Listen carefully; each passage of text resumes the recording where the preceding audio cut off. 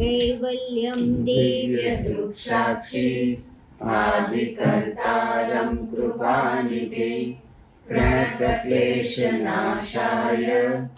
अनन्ताय नमो नमः।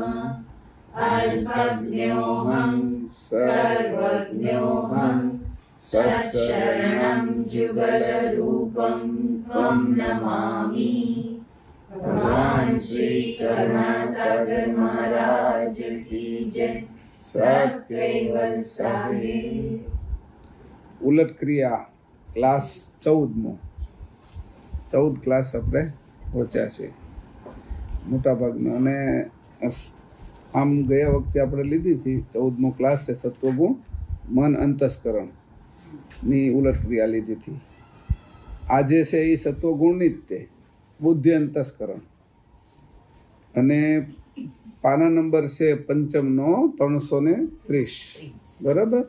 એ પાના ઉપર છે અંતસ્કરણ. બોલો, મનની અંદર શું છે? મન રહે છે સૂક્ષ્મ દેહમાં, કારણ કે જે સ્વકાશગણ અને સત્વગુણ એ બે સૂક્ષ્મ દેહમાં છે. વહીવટ સ્થૂળ દેહનો કરે છે. વાત સમજો કે ભાઈ, પેલા અગર દિલ્હીમાં કચેરી હોય, દિલ્હીની અંદર બધી, પણ એમાં એ કોઈ ગુજરાતની કચેરી, તો એ ગુજરાતનો વહીવટ પછી ત્યાં દિલ્હીમાં રહીને તો ગુજરાતનો વહીવટ ચાલતો હોય, તો એ વહીવટ ચાલતો હોય. પછી અહીંયા ધારો કે બધા કલેક્ટર મુકાય, તો ગાંધીનગર સુરતનો વહીવટ કલેક્ટર કરતા હોય, પણ ગાંધીનગર એના કલેક્ટરોની માથે જે એક કચેરી હોય એ એનો વહીવટ કરતી હોય, એ સીધી તે મુખ્યમંત્રીના નીચે હોય. તો એવી રીતે અંતસ્કરણ મન સૂક્ષ્મ દેહનું ખરું, પણ વહીવટ સ્થૂળ દેહનો કરે મન. આજે આપણે બધે દોડાવે ને ભટકાવે ને રખડાવે ને એ બધું કામ મન કર્યા કરે. સ્થૂળ દેહને ક્યાં લઈ જાઓ, શું કરવું, શું ખવડાવવું, શું પીવડાવવું, કેટલા પ્રમાણેના શોખ કરાવવાનું, કેટલાથી દુઃખી કરવાનું, સુખી કરવાની, બધું મન કર્યા કરતું હોય. રહેવાનું ત્યાં અને કરે અહીંયા. રિમોટ કંટ્રોલ છે આપણે. પહેલાં તો હતું એસીમાંથી જ કરતા આપણે બધું.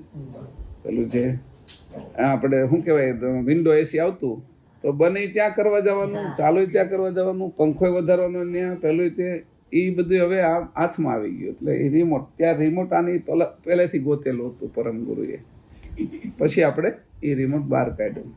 રહેવાનું ત્યાં અને વહીવટ કરવાનો સ્થૂળમાં એમ. એટલે અંતસ્કરણ તો સૂક્ષ્મ દેહના છે બધા, પણ મન અંતસ્કરણ એક વહીવટ છે એ આનો ખાસ કરે છે, એટલે સ્થૂળ દેહનો. એટલે બધું જ છે એ હવે રિમોટ ઉપર આવી ગયું. અને જ્યારે આ બધું કર્યું છે ત્યારે એની પોતાનું રિમોટ કેવું રાખ્યું છે? આ તો આપને રિમોટ એટલા આપ્યા છે, તો એ કેવી રીતે રહેતા છે? અને ઊભું નહીં થવાનું, હવે તો બોલો એટલે થઈ જાય એમ, તો કરવાનું નહીં. હા, ફોનમાંથી થઈ જાય. હા, એટલે બધું જ એક હારે થાય એવી વ્યવસ્થા કરી. એટલે હવે અહીં કીધું એ મન અંતસ્કરણની સાથે આપણે બધું લખ્યું હતું કે આ મન અંતસ્કરણ છે એ સ્થૂળ દેહની સાથે જોડાયેલું છે. તો આપણે જે લોકો 25 પ્રકૃતિનો કોઠો કાઢ્યો હતો ને, કે 25 પ્રકૃતિના 25 તંત્રોનું પૃથ્થકરણ, સૂક્ષ્મ સ્થૂળ આધાર, સૂક્ષ્મ મૂળ આધાર, એમ તેનો આપણે મૂળ આધાર લીધો હતો. 25 પ્રકૃતિનું તંત્રોનું પૃથ્થકરણ કર્યું હતું. એમાં કીધું કે ભૂમિ તત્વ છે તો દેહ એનો સ્થૂળ છે, માત્રા ગંધ છે, અસ્મિ દેહોસ્મિ છે, કોષ અન્નમય છે, ભૂમિકા શુભેચ્છા છે, અંતસ્કરણ મન છે, બરાબર? અવસ્થા જાગ્રત છે, વાણી વેખરી છે, અર્થ સ્વાર્થ છે, વાયુ અપાન છે, પછી ઉપવાયુ કુર્મ છે, ચક્ર મૂલાધાર છે. એનું આખું આપણે એમાં મન. હવે આ તમે જોશો તો તમને ખબર પડે મન કઈ રીતે કામ કરે છે આ બધા સાથે સૂક્ષ્મ દેહ. કારણ કે તમને બધી સ્વિચો બતાવી દીધી હોય ને તો ખબર પડે કે આ સ્વિચ પાડવાથી આ થાય છે, આ સ્વિચ પાડવાથી આ થાય છે એમ. એટલે અહીંયા બધી જ આપણી પહેલાં આપણે લખી નાખી હતી, પહેલાં બધું તૈયાર કરીને ગોઠવી નાખ્યું. હવે આપણે ઉલટ ક્રિયામાં એને જોઈએ છીએ કે આ મનની ઉલટ ક્રિયા કેમ થાય. એટલે સંકલ્પ વિકલ્પ કરે છે એનું કાર્ય. તો સંકલ્પ વિકલ્પ કયા કરવા એના માટે અહીં કીધું હતું કે ભાઈ વિષય કામનાના સંકલ્પ ઉઠે તે વિકલ્પે કરીને ભાંગી નાખવા.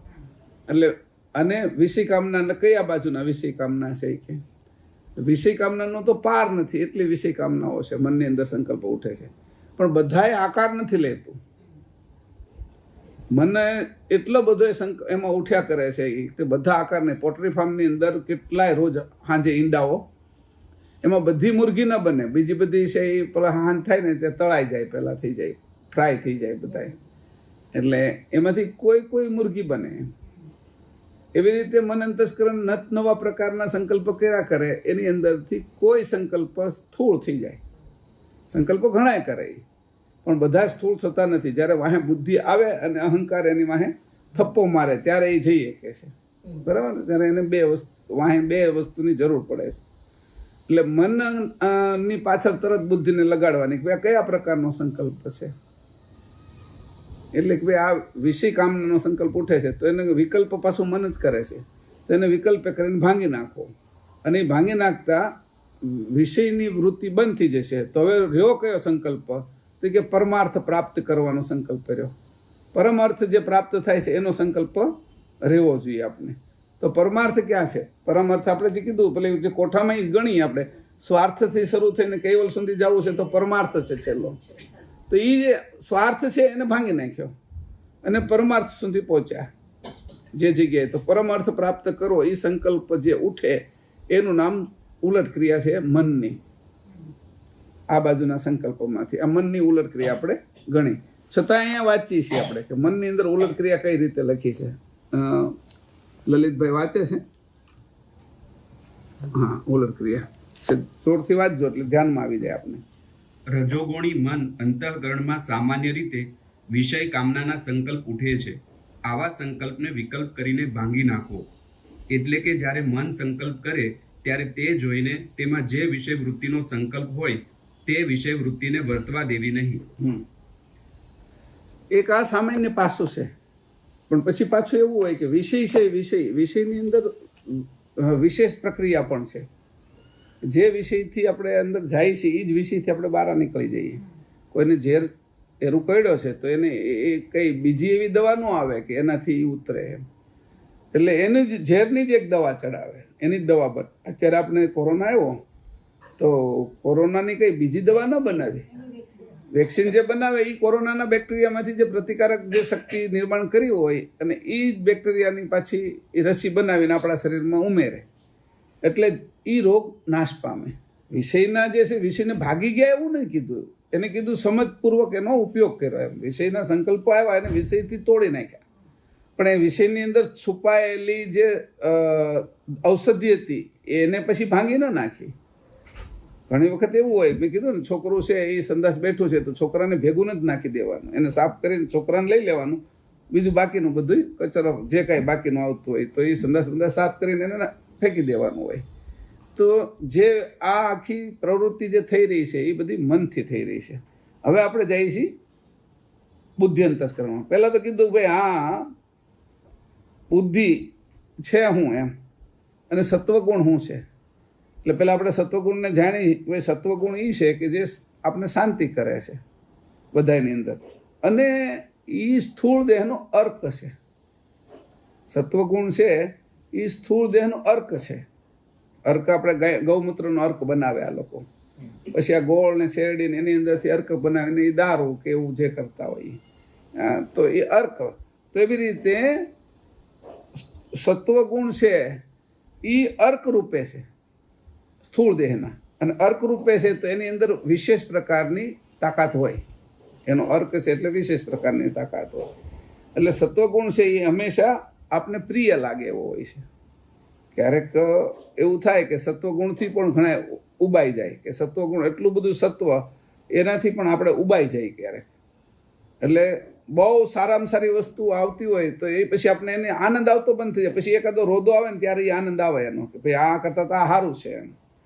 એવી રીતે દુઃખ છે એ સુખનું મૂળ કારણ છે. સુખ કોઈ વસ્તુ છે નહીં, એ નક્કી કરે થાય છે. દુઃખ છે એટલે સુખ નક્કી થાય છે. નકર એમને હાલ્યા જતી સુખ નહીં, પછી આપને ખબર નથી રહેતી કે આ સુખ છે એમ. કાંટો વાગે ને ત્યારે ખબર પડે છે કે ભાઈ આ ચપ્પલ હોય ને તો ચપ્પલના કારણે આપણે સુખી હતા. કાંટો વાગે ત્યારે એ વાગતો જ નથી તો આપણે કાંટાની કંઈ ખબર જ નથી. એવી રીતે કોઈ અનુભૂતિ છે એ વિરુદ્ધ દિશાથી અનુભૂતિ થાય છે બધી. એટલે ઉલટ ક્રિયા એ વિરુદ્ધ જ છે. આખી ઉલટ એટલે વિરુદ્ધ. અહીંયા બીજી વાત કરી, પછી કીધું કે ભાઈ અંતસ અને કરણ આ શું છે એનો અર્થ કર્યો. અને હારવાર આપણે બુદ્ધિ અંતસ્કરણ પહેલાં આ પણ કરી લઈ. અંતસ એટલે અંદરની સાઈડમાં, કરણ એટલે સાધન. હવે ધારો કે અંદરની સાઈડની અંદર જે સાધન છે એ તો કીધું ભાઈ આંખ તો છે પણ દ્રષ્ટિ જે બહાર જાય છે ને એ દ્રષ્ટિની હું વાત નથી કરતો. એ કે જે દ્રષ્ટિ આંખની અંદરથી આવે છે એ દ્રષ્ટિને અંતસ્કરણ કહું છું. દ્રષ્ટિના બે ભાગ કર્યા, આડો હાથ પડદો આવ્યો એ. તો અંદરથી જે જગ્યાએથી નીકળી છે અને આંખ સુધી પહોંચી છે એ જે ભાગ છે એને અંતસ્કરણ કહું છું. અંદરનું કરણ દ્રષ્ટિ. અને જે આંખથી બહાર નીકળી ગઈ એ બાહ્યકરણ, બહિર્કરણ, એટલે એનાથી હું જોઈ શકું છું. પણ પહેલી દ્રષ્ટિ મને સપોર્ટ ન કરતી હોત તો બાહ્ય દ્રષ્ટિથી હું જોઈ ન શકે, અંદર ઉતરી ન શકે. એટલે જોવાનું જે મૂળ કારણ છે એટલે અંતર દ્રષ્ટિ આપણે દેખાતી નથી, એટલે એ રીતે આ કરણ છે. એક બહિર્દ્રષ્ટિ અને એક અંતરદ્રષ્ટિ. એ સમજાવવા માટે કે ભાઈ અંતસ્કરણ શું છે એ સમજાવવા માટે કીધું. તો જે દ્રષ્ટિ છે એ તો દેખાતી નથી, આંખ દેખાય છે. હું બોલું છું એ વાણી તો દેખાતી નથી. જે વાણી જીભમાંથી મુખમાંથી છૂટી ગઈ એ બાહ્ય વાણી થઈ ગઈ, બહિર. અને જે અંદર ઉત્પન્ન થઈ રહી છે અત્યારે પહેલા ચક્રોમાંથી અક્ષર ને આ તે એના પ્રણવ ને અંશની વૃત્તિ ને એ બધું જે ભેગું થયું અને કાળચક્ષુથી છૂટું પડે છે, જ્યાં સુધી અંદરથી ઉત્પન્ન થાય છે અને જીભ કે મુખ સુધી પહોંચે છે એનું નામ અંતર વાણી છે. એટલે આ જે અંતસ્કરણ છે એની અંદર અંતર છે. આ અંતસ્કરણ ક્યાંય બહાર છે જ નહીં. બહિર્કરણ કીધું નથી, બહિર્કરણ છે એ અંતસ્કરણમાં નથી આવતું. એટલે આ અંતસ્કરણ એ શું છે? મૂળ સ્થૂળ વસ્તુને ચલાવવાનું સાધન. હવે સાધન હોય તો કોઈ પણ સાધન છે તો એની કોઈ જે પ્રક્રિયા થાય એનું નામ સાધના. હા, સાધન દ્વારા જે પ્રક્રિયા થઈ છે એ સાધના. આપણે તો એ સાધના હોડી છે પણ એની પ્રક્રિયા કરી કે હામા કાંઠે લઈ જાય છે એ સાધના થઈ ગઈ. પછી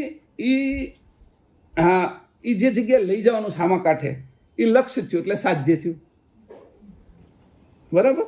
એટલે સાધન, સાધના અને સાધ્ય. બરાબર? હવે હું પછી એક વખત બે વખત હું હોડીમાં ગયો પણ હું તો યાત્રી છું. એટલે મને આ કાંઠેથી લઈને પેલા કાંઠે પેલો હોડીવાળો મૂકી દે છે. પણ હોડીવાળો છે એ યાત્રી નથી, એ સિદ્ધ છે. સમજાણું? હોડીવાળો વારંવાર જઈને આવે છે, એને એ સહજ છે. મને તો પાણીમાં બેવું તો ચક્કર પણ આવતા હતા, બીક લાગતી હતી. હલેસા જ્યારે આમ લાગતા હતા પાણી ડોલતું તો ઉલટી પણ આવતી હતી ક્યારેક ક્યારેક, કે ભાઈ મને મોળો જીવ થાય છે, ઉલટી પણ આવે છે. એ એના માટે કાંઈ હતું જ નહીં. એને નહોતી ઉલટી આવતી, નહોતા ચક્કર આવતા, એને પાણીનો ડર નહોતો લાગતો. કેમ? કે હવે એ સિદ્ધ છે. સાધન છે, હા, પેલું મેં કીધું ને કરણ એટલે સાધન, સાધના, સાધ્ય અને સિદ્ધ. આપણે બધાયની આ બધાનો જ વિષય છે. દરેક વસ્તુની અંદર તમે કરશો એટલે શરૂઆત આ જ હોય. સાયકલ હકાવો ત્યારે આવું થયું હોય, રોટલી પહેલી વાર બનાવે તો ત્યારે આવું થયું હોય. તો આ રીતે કરીને હવે જેની આગળ પહોંચાડે છે તો આપણે આ વિષયની અંદર સિદ્ધ થવાનું છે. તો સિદ્ધ એટલે પહેલા સિદ્ધ નહીં, જે 84 સિદ્ધ છે એ સમજાણું? એ સિદ્ધ નથી થવાનું. ભાઈ આ બધી વસ્તુ કઈ રીતે કાર્ય કરે છે એની મને સંપૂર્ણ જાણ છે, એ રીતે સિદ્ધ થવાનું. જાણે સિદ્ધ થવું છે. આટલા સાધનો મારી અંદર મૂકેલા છે, મેં વિચાર જ ન કર્યો તો મને ક્યાંથી ખબર પડે? એમનો હકાવ્યા જ કરું છું ગાડી, પછી ખોટવાય ત્યારે ખબર પડે છે, છેલ્લે તો ઊભી જ રહી જાય છે. આ ગાડી તો છેલ્લે ઊભી રહી જાય એટલે બીજા પછી એને ધક્કા મારે છે 4 જણા, અને ધક્કા મારીને સ્મશાન સુધી પહોંચાડે. આ લોકો તો એક પાછો બીજો આવ્યા કરે, ધક્કા જ માર્યા કરે. કોઈ ઓલી રિક્ષામાં જતો હોય ને જનાજો નીકળે તો રિક્ષા ઊભી રાખીને થોડેક ઊંધી મૂકી આવે. બધા ધક્કા મારવા વાળા આવે, પછી ધક્કા ગાડી જ છે. અત્યારે તો આપણે છે એ જાગ્રત, એટલે આ બધું કરી શકીએ ખરા.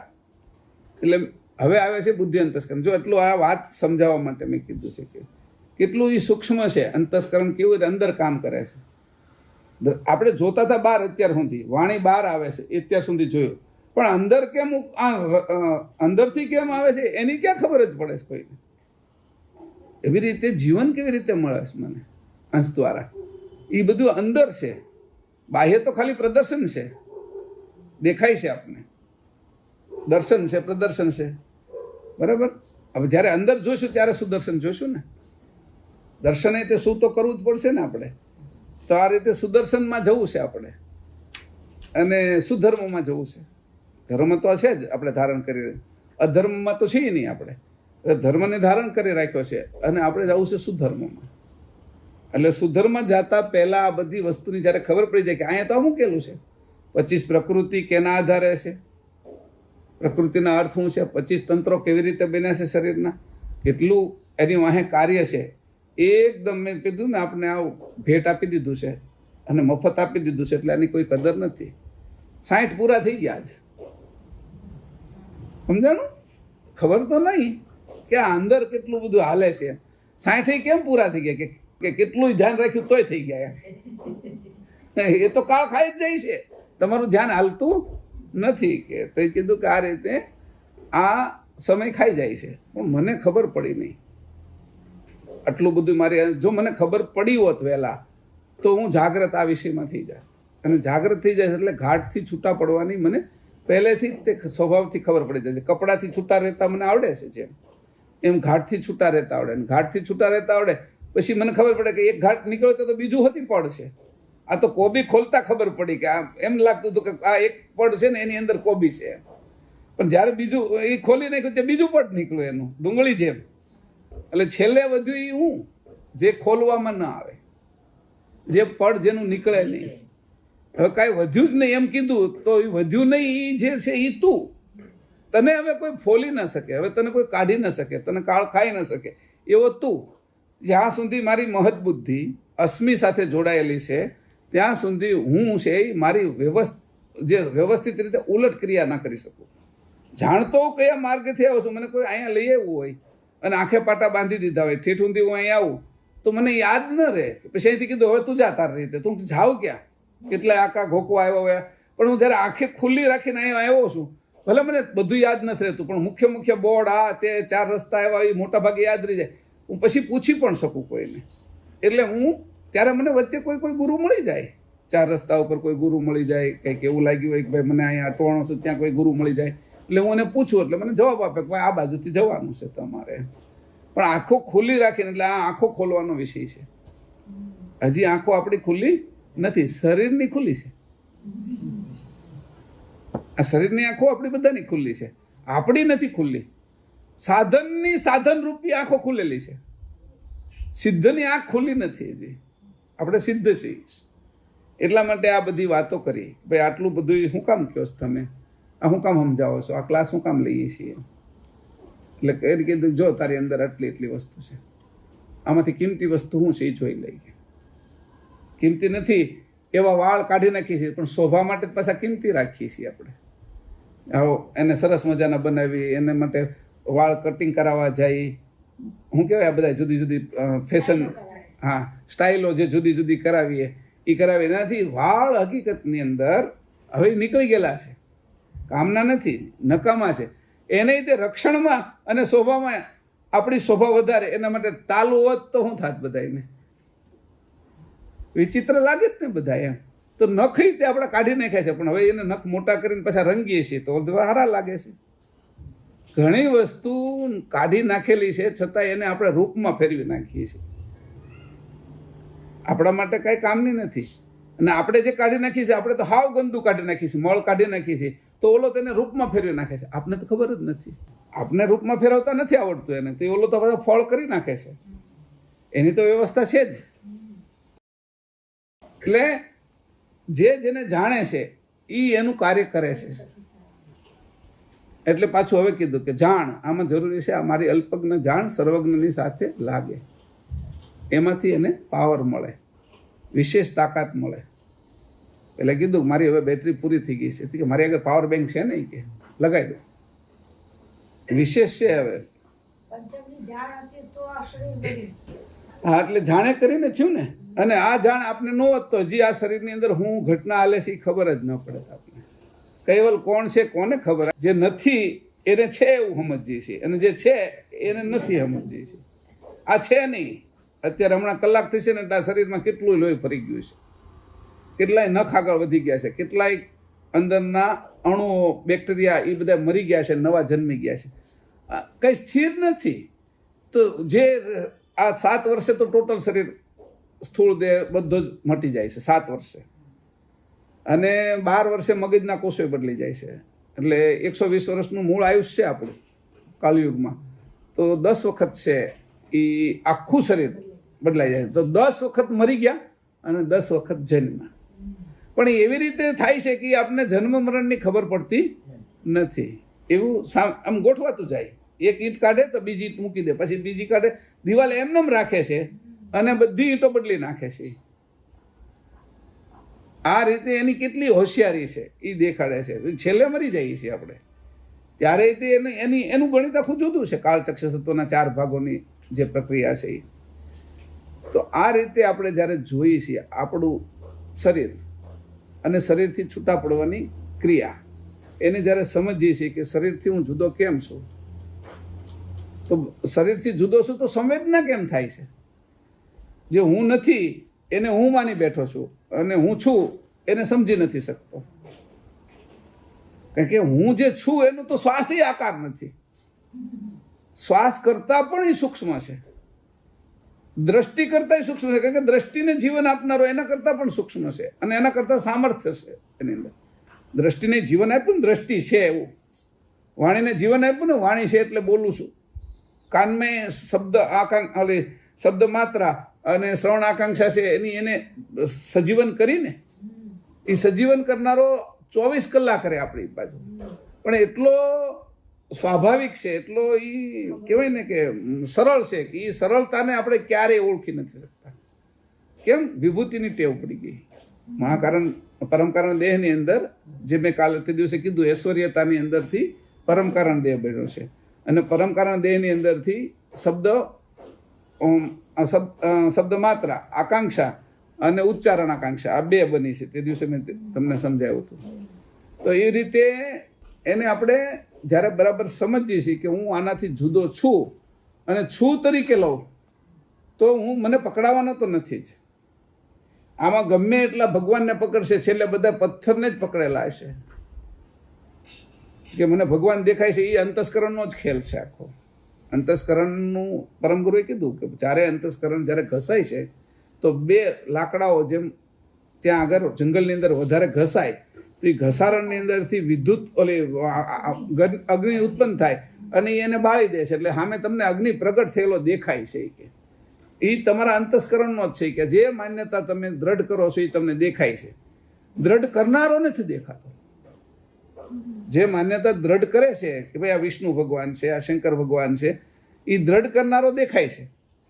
અને એ દેખાય છે એટલે માની લે છે કે મને ભગવાન પ્રસન્ન થઈ ગયા અને આ મને આશીર્વાદ આપી દીધા. અને એ આશીર્વાદ પણ ચાલે છે, પણ એ સ્થૂળમાં. વિષ્ણુ પ્રગટ થયા એવું એને જ્યારે દેખાણું ત્યારે વિષ્ણુ બધેથી વિષ્ણુ તત્વ ખેંચાઈને એ એને આશીર્વાદ આપી દીધા. હવે જ્યાં જ્યાં વિષ્ણુ તત્વ એ એનું કાર્ય કરે છે એટલે એ હાલે છે, પણ એ પોતાનું કાર્ય સરતું નથી. આ ઉત્પન્ન કરનાર કોણ છે, આ ઉપાસના કરનાર કોણ છે, એની ખબર પડતી નથી. જો અંતસ્કરણે ઉપાસના કરેલી છે તો અંતસ્કરણ સુધી જ પહોંચે છે અને એવું જ એને નીકળે છે. તો આપણને તો ઉપાસના કરતા જ ક્યાં આવડે છે? પરમગુરુને આ જ વસ્તુ થઈ કે આટલી બધી જે આ લોકો ઉપાસના કરે છે એ તો બધી વાસનાએ ઉપસ્થિત કરેલી છે. અને હું જે ઉપાસના કહું છું એ વાસનાથી છોડાવનારી છે. અને એની આ બાજુ કોઈને ખબર નથી. કોઈ કર્મકાંડમાં લાગ્યું છે, કોઈ યજ્ઞ કરી રહ્યું છે, કોઈ તીર્થાટન કરી રહ્યું છે, કોઈ માળા જપે છે, કોઈ નામ જપે છે, કે કોઈ દાનને જ શ્રેષ્ઠ સમજે છે કે એ દાન કરવા જ દોડે છે. કોઈ છે એ પુણ્યનું કાર્ય જુદું સમજી અને એવું કહે છે કે ભાઈ શિક્ષણ જ આપવું જોઈએ બધાને. તો અનેક પ્રકારની પદ્ધતિઓ મેં અહીં જોઈ, પણ કોઈને મેં સાચી ઉપાસના કરતા જોયો નહીં. કારણ કે ચેતન ઉપાસનાની કોઈને ખબર નહોતી. દાન એ આપતા હતા તો એ દાન ઉપરના સ્તરમાં જ હતું એનું અંતસ્કરણ સુધી. ને સામે વળો એ દાનનો ઈચ્છુક હતો અને આ દાન આપતા હતા. પણ આ વસ્તુની તો એ કે કોઈને ખબર જ નથી. તો કે એ જણાવવા માટે આવ્યો, કર્મકાંડથી છોડાવવા માટે હું અહીંયા આવ્યો હોય. તો કે તમે શું નવીન લઈને આવ્યા? કોઈ પ્રશ્ન પૂછ્યો એને એ કે તમે નવીન શું લઈને આવ્યા? તો આ કર્મકાંડ તો તમારા મંદિરો જ બન્યા જ નહીં કે.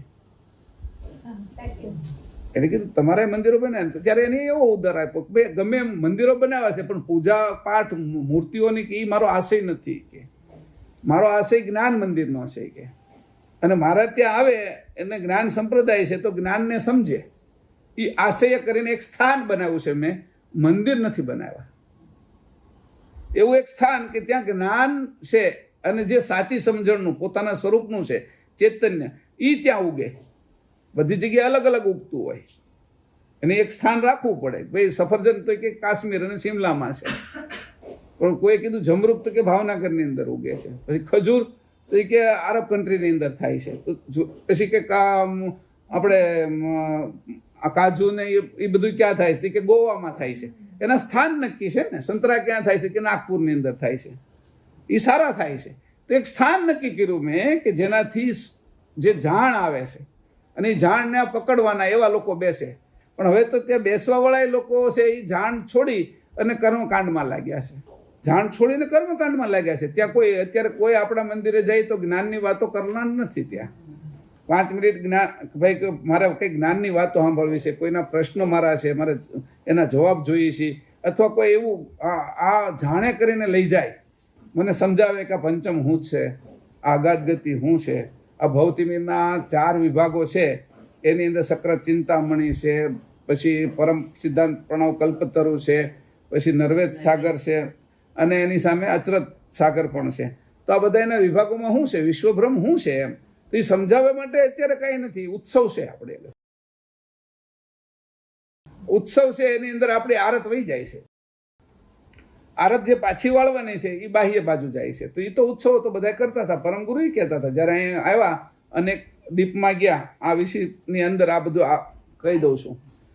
અનેક દીપની અંદર એ જ્યારે ગયા ત્યારે ત્યાં આગળ તો કુંભના મેળા અને મેળાઓ ને ઉત્સવો ને એવું તો ઉજવાતું જ હતું. એમાં પરમગુરુ હું વિશેષ લઈને આવ્યા ત્યારે એને કીધું કે જેની અંદરની જે શક્તિ હતી, જેને કંઈક જાણવું હતું અને જાણવા માટે ઘણી ઉપાસનાઓ કરી હતી, વેદાંત સુધી પહોંચ્યા હતા, કોઈ તો નિરંજન પુરુષની સાધના કરી હતી, સિદ્ધો પણ હતા. એવા સિદ્ધોને જ્યાં અટકી ગયેલા હતા, જ્યાં સંકાદિકો અટકી ગયેલા હતા, જ્યાં આપણે જે કહેવાય ને નાથ પંથીઓ અટકી ગયેલા હતા, એને અટકી ગયેલાને આગળ લઈ જવા માટેનું હતું. એટલે ગમે ત્યારે કીધું ત્યારે એમ કીધું સાધુ સાંભળજો, સાધુને કીધું, સંતો સાંભળો કીધું. સામાન્ય લોકો માટે નથી કીધું એને કે તમે આ બધાથી ઉબાઈ ગયા છો. હવે તમને અહીંયા હવે થાક લાગવા મળ્યો છે. પહેલાં તો બહુ સારું લાગે, સાયકલ હકાવીને તો પહેલાં તો બહુ સારી લાગે. એમ સિદ્ધોને પહેલાં તો એવું લાગતું હોય કે તો બહુ મજા આવી ગઈ, મને સિદ્ધિ મળી ગઈ, આકાશમાં ઉડું છું. પછી એને કામ કરવાનું આવે. સાયકલ પહેલાં શીખ્યા એ તો વાંધો નહીં, પછી તો મહિનો દી તો એમને મત દે. પછી એની માં એમ કે એક ત્યાંથી દૂધની બોટલ લઈ આવીને, અહીંથી આ લઈ આવીને, અને 4-5 મહિના થાય ને એટલે એનાથી થાકી જાય. એવી રીતે આ સિદ્ધિથી, આ નાથપંથના તપથી, આ યોગથી, આ દર્શનોથી, આ 4 વેદથી, કર્મકાંડથી જે લોકો થાકેલા છે ને એના માટે હવે સાયકલની જરૂર હવે નથી કે તો સ્કૂટર લાવી દો એમ. પણ હું તો તને તારું સ્વરૂપ આપી દઉં કે ત્યાં આગળ આ યાત્રા બધી અટકી જાય અને સ્થિતિ થઈ જાય. એટલે સ્થિતિ કરવા જે બાજુ આ બાજુથી જે ત્યારથી આપણે આ બાજુ આવ્યા અને જે રસ્તેથી આવ્યા હવે એના રસ્તેથી પાછા ઉલટા જઈશું એટલે ઉલટ ક્રિયા. પાછા ત્યાં જવું છે ને આપણે એટલે ઉલટ ક્રિયા. હવે અહીં બુદ્ધિ અંતસ્કરણ છે. બુદ્ધિ અંતસ્કરણ શું કરે છે કે બુદ્ધિ અંતસ્કરણની ઉલટ ક્રિયા લલિતભાઈ વાંચે છે. બુદ્ધિ અંતસ્કરણ, બુદ્ધિ અંતઃકરણ. બુદ્ધિ અંતઃકરણની ઉલટ ક્રિયા માટે પહેલા મન અંતઃકરણના સંકલ્પ વિકલ્પોમાં જાગૃત રહીને પરમાર્થ કાર્ય કરવાનો સંકલ્પ કર્યો હોય તો તેના વિષયને બદલવો નહીં અને પરમાર્થ વિષયને જ ચાલુ રાખીને તેને સ્થિરતા આપવી અને તેવા જ વિચારો પણ કરવા.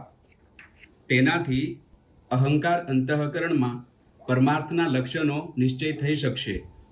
હવે જો મન અંતઃકરણમાં વિષયની પ્રવૃત્તિ હોય તો વિચારને વિષયમાં પ્રવૃત્તિમાંથી પાછું ખેંચીને વિષયના તત્વને સમજી તેના પર વિવેક કરીને વિષય વિચારનો ત્યાગ કરીને વિચાર કરનાર તરફ જવાની ઉલટ ક્રિયા કરવી અને પોતાની સ્વની વૃત્તિ તરફ વિચાર શૂન્ય થવાય તેવી સ્થિર સ્થિતિ લાવવી. જે રીતે અહીંયા લખ્યું છે કીધું બુદ્ધિ અંતસ્કરણ છે એની પરમાર્થ, જે રીતે મનને, બુદ્ધિને, અહંકારને અને ચિત્તને અહીંયા જોડી દીધા છે. અહીંયા વિશેષ કંઈ એક પાનાની અંદર જ આ બધી વાતો કરી દેવામાં આવી છે. બરાબર. અને છતાંય આપણે આગળનું થોડુંક વાંચીએ છીએ એટલે એમાં ખબર પડે છે. નચિત અંતસ્કરણ થોડું વિશેષ છે એમાં, એને પછી વાંચીએ. તો બુદ્ધિ અંતસ્કરણ, બુદ્ધિ શું કરે છે કે ઘાટ ઘડે છે. તો બુદ્ધિ અંતસ્કરણ પાછી સૂક્ષ્મ દેહમાં સૂક્ષ્મ જ છે.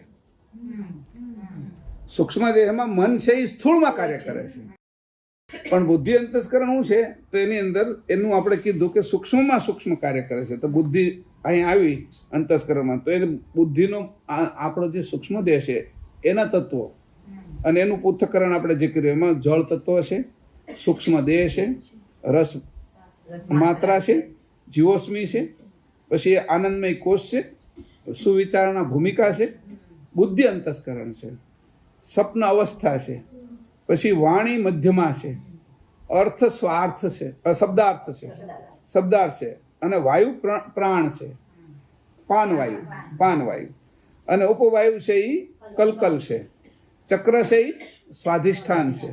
બરાબર. અને વૃત્તિ છે એ ક્રિયાવૃત્તિ છે. એની સાથે પહેલામાં સજીવન વૃત્તિ હતી, તો ક્રિયાવૃત્તિ છે. પછી અવ્યક્ત તત્વમાં શાંત માત્રા છે, અને યાત્રા છે એની અકળ વિચારરૂપ સજાણપણું, અને અંકુરમાં અક્કલ છે જે આપણે કીધું ને નૂરતા અક્કલ. પછી એના દેવતા વિષ્ણુ છે, રંગ સફેદ છે, ઓમકારમાં ઉકાર એને ઉકાર માત્રા છે, અને પુત્રમણી છે એમાં, કારણ કે લિંગસ્થાનથી આપણે પ્રજોત્પત્તિ થાય છે. તો આવી રીતે એનું આપણે પૃથ્થકરણ કર્યું કે બુદ્ધિ ખાલી એકલી નથી, આ જેટલી સામગ્રી સાથે બુદ્ધિ કાર્ય કરી રહી છે. તો એ બુદ્ધિને પલટાવવા માટે આટલા બધાની અંદર આપણે ઉલટ ક્રિયા કરવી પડે. આમ તો કહીએ કે ભાઈ ઝાડુ લઈને જવું હોય તો ગોટલું લઈને જવાય ને, આંબો લઈને થોડું ફરાય એમ.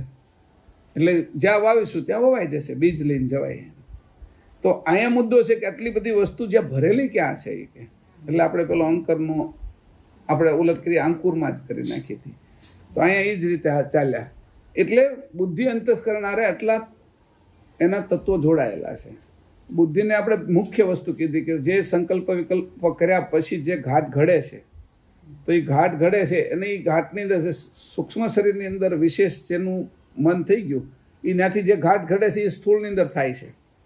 એટલે જે સૂક્ષ્મ શરીરની અંદર જેની પ્રવૃત્તિ વિશેષ પ્રાણ ઉપર પ્રભુત્વ આવી ગયું, એ પોતાની ફેક્ટરીમાં મુખ્ય હોય, સમાજની અંદર એ મુખ્ય હોય, કારણ કે એના સંકલ્પ સૂક્ષ્મમાંથી કરે એટલે સ્થૂળમાં લાગુ પડે છે જે નક્કી કરે છે. એવી રીતે જ્યાં હતા ને એને જે સ્વપ્ન જોતા ને સ્વપ્ન, તો એ બુદ્ધિ અંતસ્કરણની અંદર સ્વપ્ન એને સ્થિર થઈ જતું એટલે પછી સ્થૂળમાં એવું થવા મળતું એને. મેં એની જે પેલી સાયકોલોજીના એક આ બધા વિષયો છે કે સૂક્ષ્મની અંદર જે બુદ્ધિ અંતસ્કરણ જે ઘડે અને એ સ્થિતિમાં ત્યાં પહોંચી ગયો હોય અને એની વૃત્તિ ત્યાં અંશની વૃત્તિ ત્યાં હોય, તો બુદ્ધિ અંતસ્કરણ જે ઘડે એ સ્થૂળમાં થવા મળે, કારણ કે એને એ રોકી શકે નહીં. કારણ કે સ્વપ્નની અંદર જે સ્વપ્ન અને જાગ્રત એની વચ્ચે હવે એને ભેદ રહ્યો નથી. જે સ્વપ્ન એ જોવે છે એ જ એની સામે જાગ્રતમાં થઈ જાય છે. વાત સમજાણી? બુદ્ધિ અંતસ્કરણ આવું છે. હવે એને જે જાગ્રતમાં થઈ જાય છે એવું થઈ જતું હોય તો એને પોતે અંશે થઈ જવામાં અહીંથી થવાય ને, આ જગ્યાએથી. ધારો કે હું સંકલ્પ કરું કે આવું થઈ જાય ને, આજે છે એ પારુલબેન આ પોક લઈને આવે એવું મને થઈ ગયું, એટલે મારા સૂક્ષ્મ શરીરે એના સૂક્ષ્મ શરીરને ઈશારો કરી દીધો, એટલે ગમે ત્યાંથી એની આગળ, અને એના સૂક્ષ્મ શરીરે મેં સૂક્ષ્મ શરીર, એના સૂક્ષ્મ શરીરે આજુબાજુના જે એના માણસો હોય ત્યાંથી કોકનું કોઈ પોક લઈને આવ્યું હોય એની આગળ, એ તો માધ્યમ હોય, સમજાણું? અને એ પછી અહીંયા લઈને આવે ત્યારે કે આપણે પૂછી કે તમે કેવી રીતે આ પોક લઈને આવ્યા, કે જે સૂક્ષ્મ હતું, જે અંદર જે બુદ્ધિ અંતસ્કરણને ઘાટ ઘડ્યા હતા, એ હવે સ્થૂળ અને સૂક્ષ્મ વચ્ચે ભેદ નથી રહ્યો, એની એક લાઈનમાં આવી ગયા છે. એટલે તરત જ થાય. ક્યારેક ક્યારેક બધાને આ ઘટના ઘટે, દર વખતે બધાને નથી ઘટતી, કારણ કે આપણે સિદ્ધ નથી. સાયકલ ઉપર ક્યારેક આપણે હકાવીએ કે, અને ક્યારેક ગમે એવી રોટલી બનાવતા ક્યારેક તો ગોળ બની જ જાય, એમ ક્યારેક થઈ જાય. એવી રીતે પછી કેમ ગોળ બની છે એની ઉપર જો ધ્યાન કેન્દ્રિત કરીએ તો પછી છે એ ધીરે ધીરે 2, 4, 6 પછી ગોળ જ બનવા મળે, બરાબર જ આકાર જ આવવા મળે. એમ આ બુદ્ધિ અંતસ્કરણ શું કરે છે તો કે મારો જે બુદ્ધિનો સંકલ્પ કર્યો એ સ્થૂળની અંદર વહાવી દે. અને તમે કેટલી વખત આવું જોયું છે કે જ્યારે તમે કલ્પના કરતા હશો કે આવું આમ થાય અને એ થઈ જાય, ત્યારે એ સ્થૂળ અને સૂક્ષ્મ એ બેની એકતા થઈ ગઈ છે એવું સમજજો. આ કોઈને ખબર નથી પડતી, પણ પછી એને ચમત્કાર સમજી લે. હું તમને યાદ કરતો હતો ને આમ થઈ ગયું કે એ ચમત્કાર નથી, અહીંયા બે ઘટના ઘટી છે. આ ખબર નથી. એટલે ઘણી વખત સાધુ સંતો કે ને એ સૂક્ષ્મ શરીરમાં હોય અને એ કહી દે એટલે પછી સામે થઈ જાય. એટલે આપણે માન્યતા શું કરી લઈ કે આ સાધુ છે એ સિદ્ધ છે, એને બધી જ ખબર છે, એ ભગવાન જ છે, એટલે આપણે એના શરણની અંદર વહ્યા જાય. એટલે એની અંદર એને ફસાવી અને આપણે પણ ફસાઈએ ધીરે ધીરે.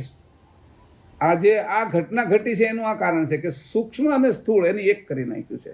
એટલે એના વિશે એવું સ્વામી વિવેકાનંદને થતું, એવું રમણ મહર્ષિને થતું, એવું જ તે છે એ આપણે મહર્ષિ અરવિંદને થતું. અરવિંદને સૂક્ષ્મ દેહની અંદર ને ત્યાં માતાજી તો પોંડિચેરી હતા.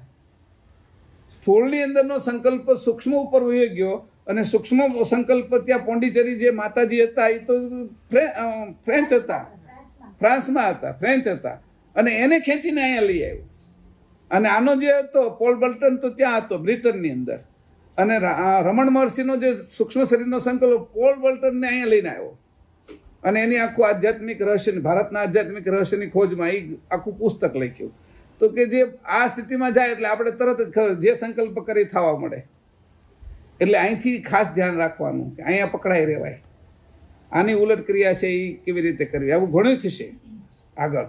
અહીંયા આટલા બધું પોગી જાય એટલે આ બધું તો હાવ સિદ્ધ થઈ જાય, સામાન્ય થઈ જાય.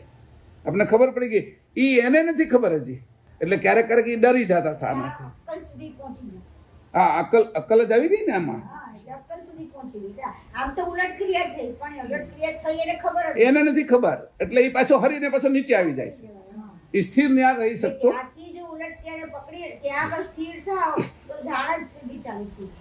એટલે પેલી આ સ્વામી વિવેકાનંદની એક શિષ્ય હતી ને, શું નામ હતું? નિવેદિતા. હા, વિનોદિની. હા, સિસ્ટર નિવેદિતા. બરાબર. એ તે વિદેશી જ હતી ને. બરાબર.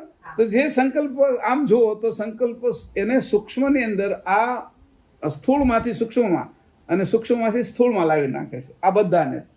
રામકૃષ્ણ એ જ સ્થિતિમાં રહેતા, ટ્રાન્સની સ્થિતિમાં, જે માની સ્થિતિ હતી.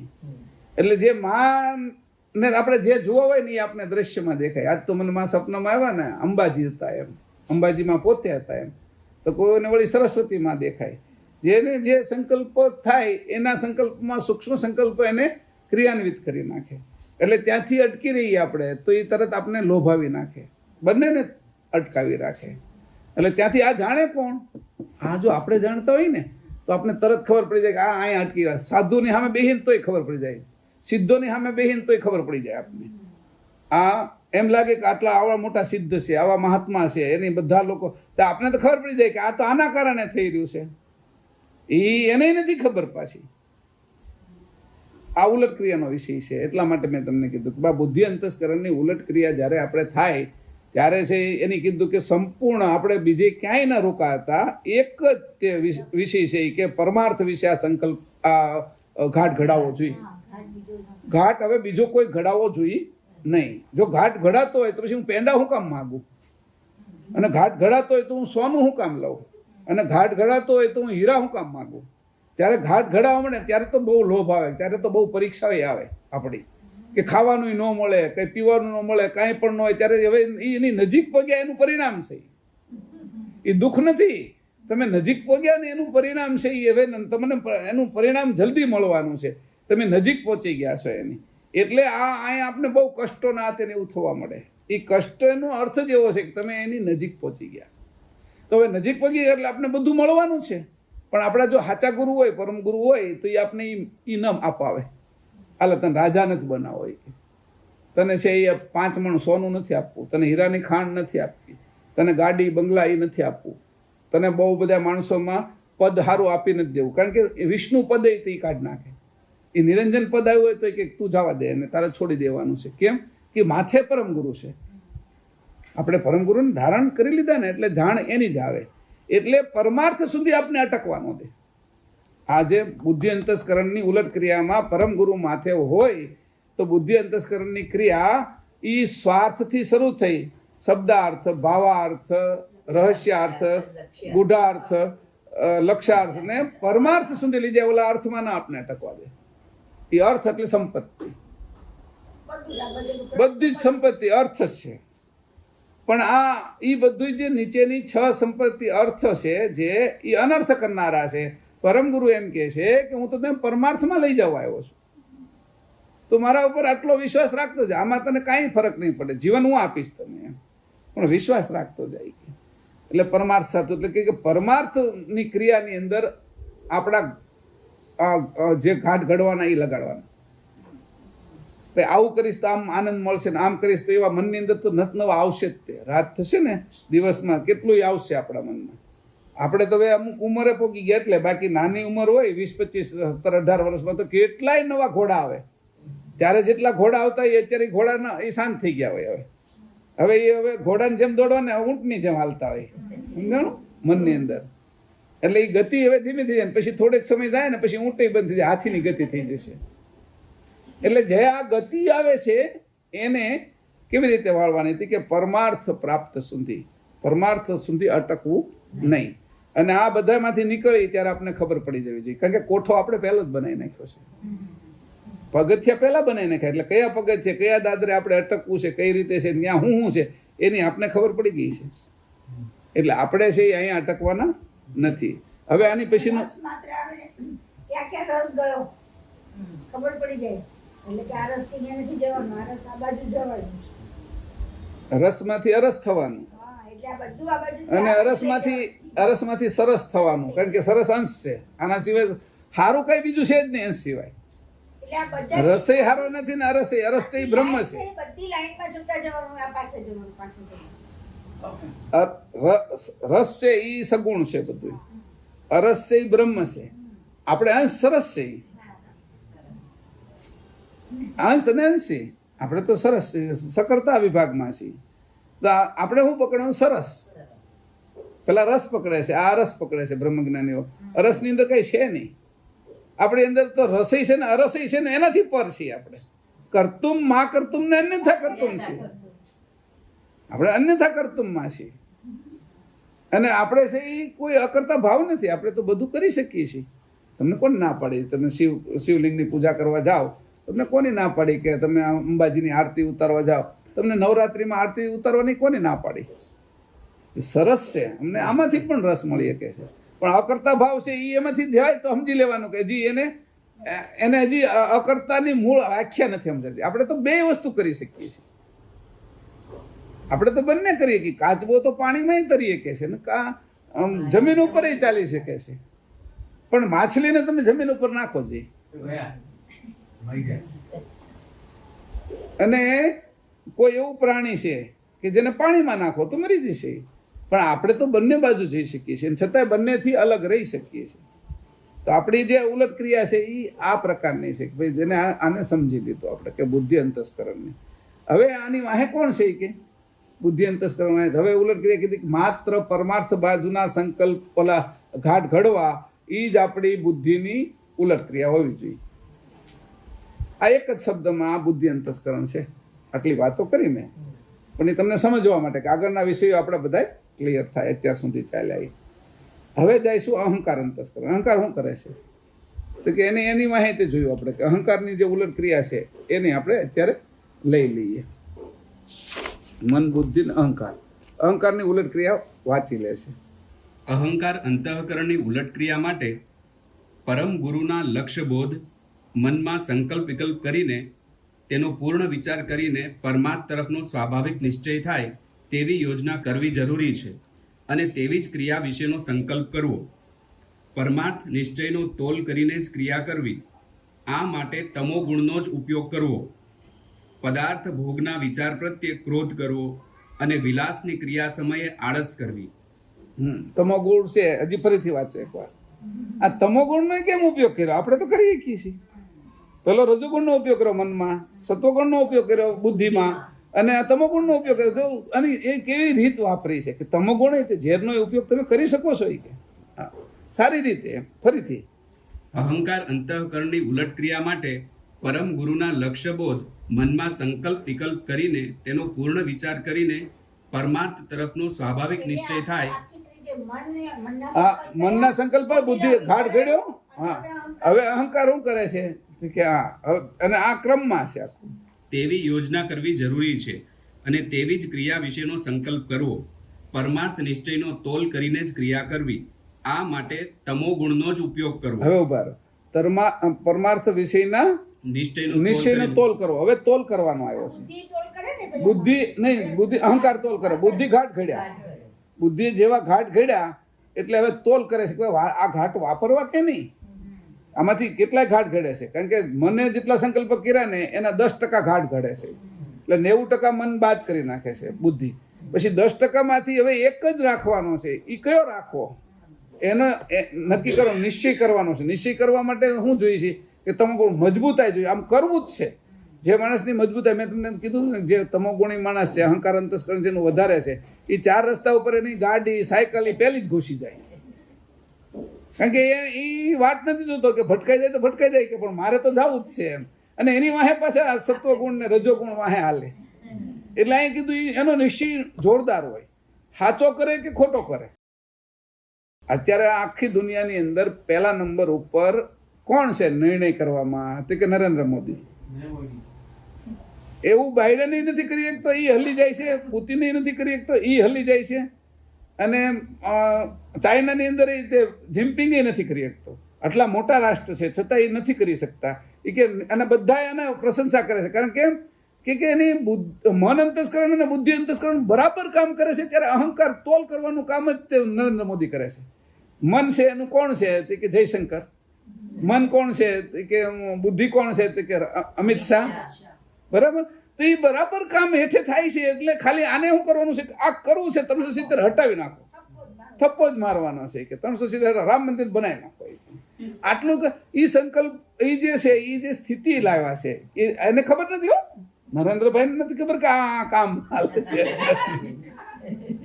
આ કાર્ય અંદર થઈ રહ્યું છે, આ બધી ગોઠવણમાં એ કોઈ નથી જાણતું. પણ આજે દુનિયાની અંદર છે એનો સંકલ્પ, એટલે કે આજે તમોગુણ, અને તમોગુણ વધારેમાં વધારે છે. એટલે તે કાશી વિશ્વનાથ ને, કેદારનાથ ને, આ મહાકાલેશ્વર, ઉજ્જૈન ને, કે એ તમોગુણના સ્થાનો છે. નિર્ણય કરવાનો એ સાચો, જો એ જ જગ્યાએ ખોટો નિર્ણય કરે તો અત્યારે કેટલું યુદ્ધ આ તે થઈ ગયું હોય પાકિસ્તાન.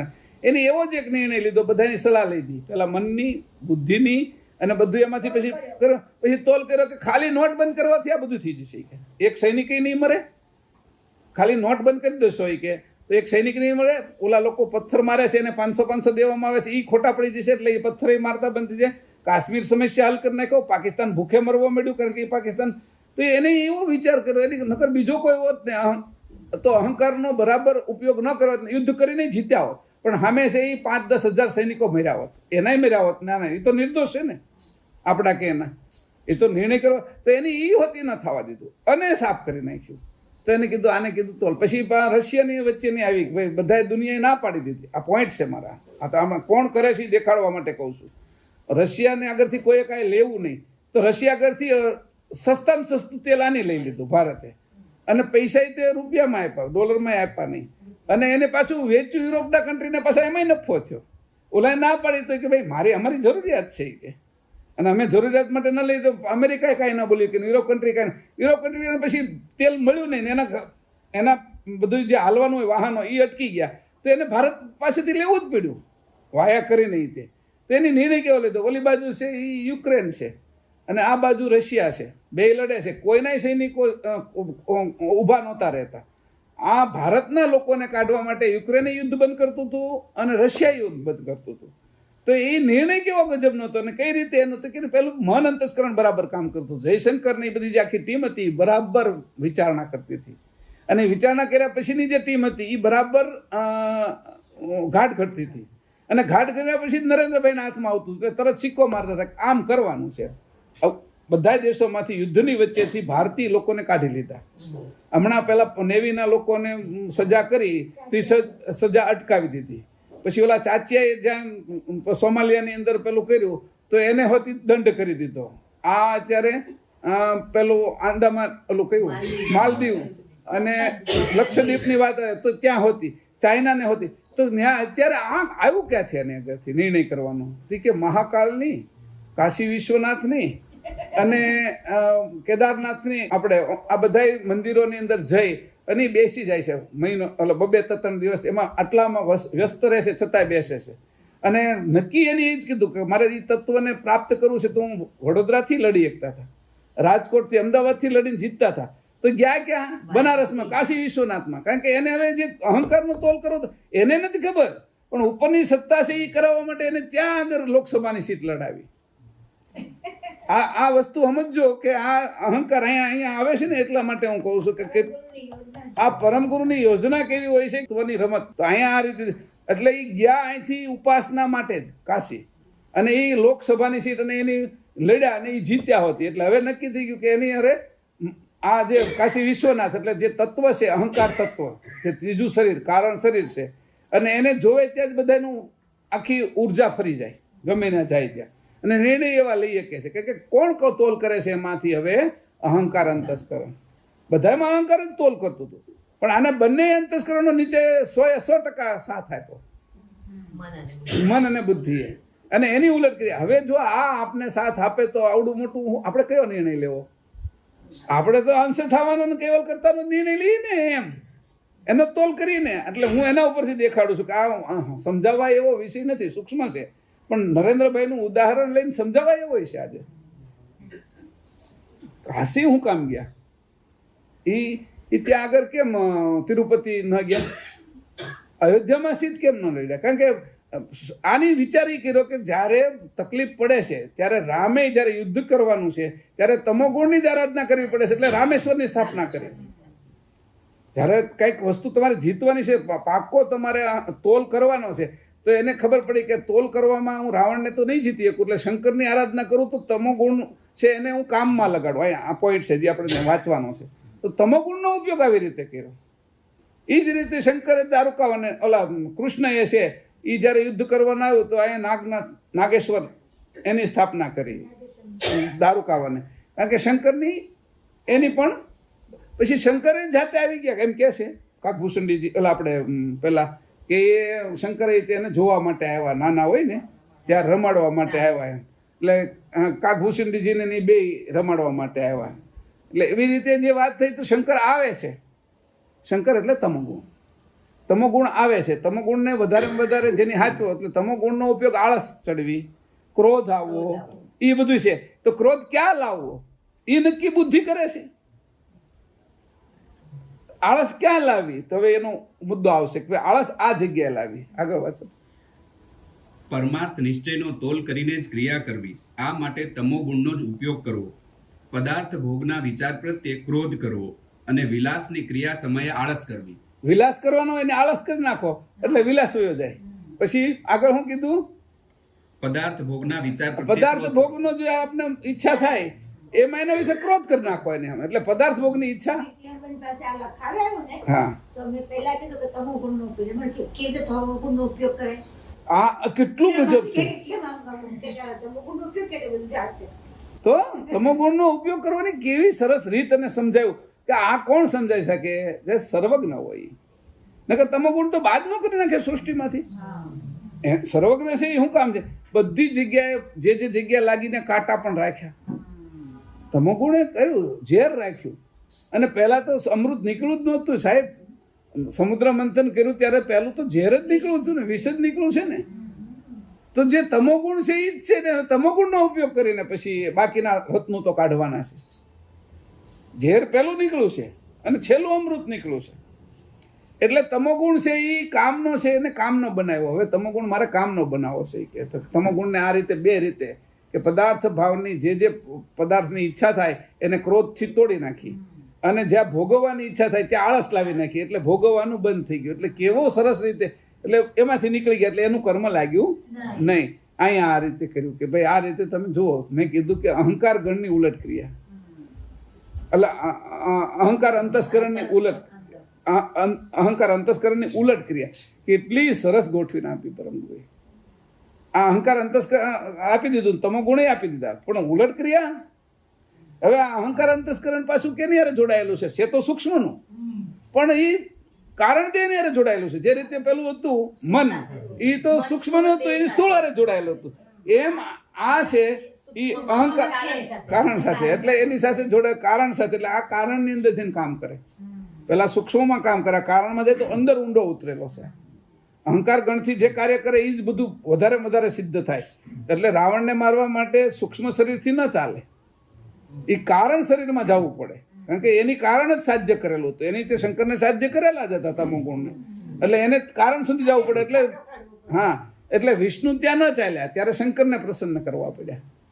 એટલે તત્વની અંદર આ રમત આખી છે કે હવે તારે લડવું છે ત્યારે કુરુક્ષેત્રનું યુદ્ધ મેદાનમાં, તો તારે શંકરને રાજી કરવા પડશે. અને પાંડવોએ ઘણી જગ્યાએ શંકરની પૂજા કરેલી છે. ઘણા જૂના મંદિરો પાંડવોએ આ શિવલિંગની સ્થાપના કરી, એના આજે પણ પુરાવાઓ છે. તો એવી રીતે શંકર છે તમોગુણ, એને સાધ્ય કર્યો. અહંકાર ગણ, અહંકાર ગણ રહેશે સૂક્ષ્મ શરીરમાં, પણ કાર્ય છે એ કારણ શરીરનું કરે છે. મન અંતસ્કરણ રહેશે સૂક્ષ્મમાં, અને કારણ કાર્ય છે એ સ્થૂળનું કરે છે. બુદ્ધિ અંતસ્કરણ સૂક્ષ્મમાં રહેશે અને સૂક્ષ્મનું જ કાર્ય કરે છે. આ રીતે એના વર્ગીકરણ કર્યું. એટલે આપણે ખબર પડે કે આટલું બધું જોરદાર છે. ખાલી કહી દઈએ કે ભાઈ અંતસ્કરણ 4 છે, મન, બુદ્ધિ, ચિત્ત અને અહંકાર.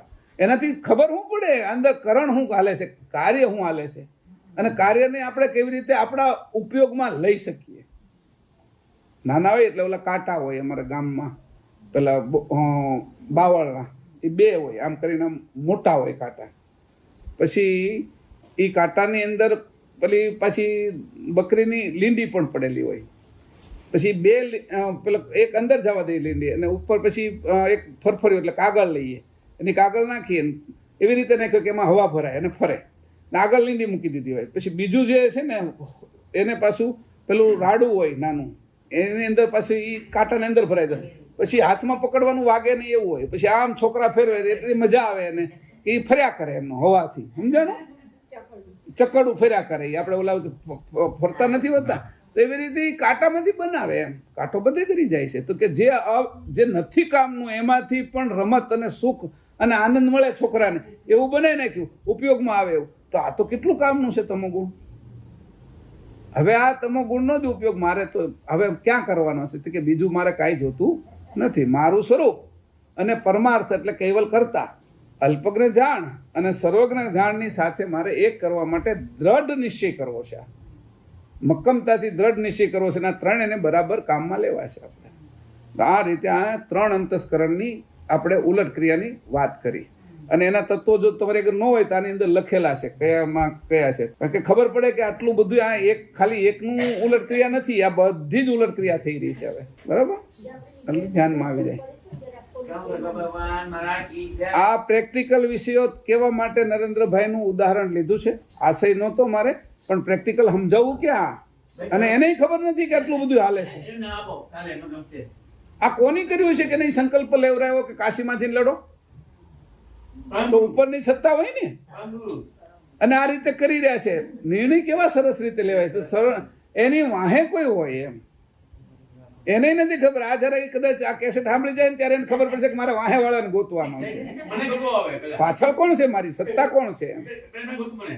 બરાબર, એવી રીતે આપણે આ ક્લાસને અહીંયા પૂરો કરી. કરુણા સાગર મહારાજ કી જય, કરુણા સાગર ભગવાન કી જય, સત કેવલ સાહેબ